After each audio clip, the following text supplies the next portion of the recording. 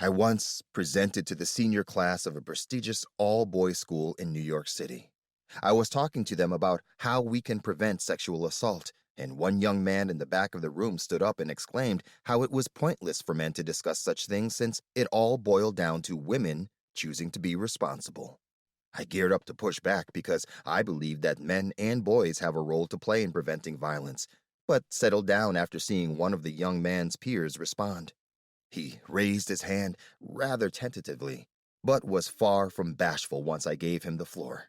He told the audience about how he had a friend who had experienced a terrible assault and how he wished that he could have done more to help her.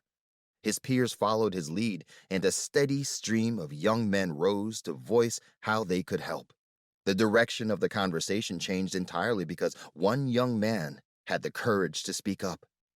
Even the student who initially sparked the conversation with his comment about women needing to take responsibility walked up to me after the program and told me that he had spoken clumsily. He wanted to help. If we get past the stereotypes of young men and give them a space to speak, we might be surprised at the leadership potential waiting to be channeled. I am so thankful that somebody once asked me to help. That invitation changed the course of my life in ways that I am still learning.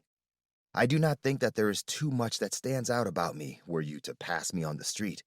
Get to know me, and you will find out that I was raised in Virginia and have lived in the Philadelphia, Boston, Los Angeles, and Washington, D.C. areas since graduating from college. My mother very much wanted a little girl, but instead ended up with 3 knucklehead boys, of which I am the oldest. But ask me how I spend my time, and things will start to get interesting. I have spent the last 2 decades of my life speaking about sexual violence prevention in some fashion or another. It started when I was introduced to the field as an undergraduate student, found that I had a passion for it, and made it a personal mission to speak up. Following college, I accepted an invitation from a prominent speaker on survivor advocacy. She was looking for a man of color to accompany her on a speaking tour of public schools. I joined her and went on to speak to secondary schools, colleges, military units, and community-based organizations.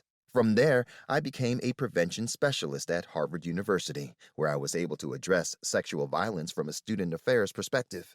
At the same time, I worked alongside statewide and national coalitions, which allowed me to better understand the effects of public policy on the perpetration of violence. Throughout it all, I had the great opportunity to hear from thousands of young men. I have a more conventional office job these days, but still regularly find myself in conversation with coworkers and acquaintances regarding some aspect of sexual violence in the news or in somebody's personal life.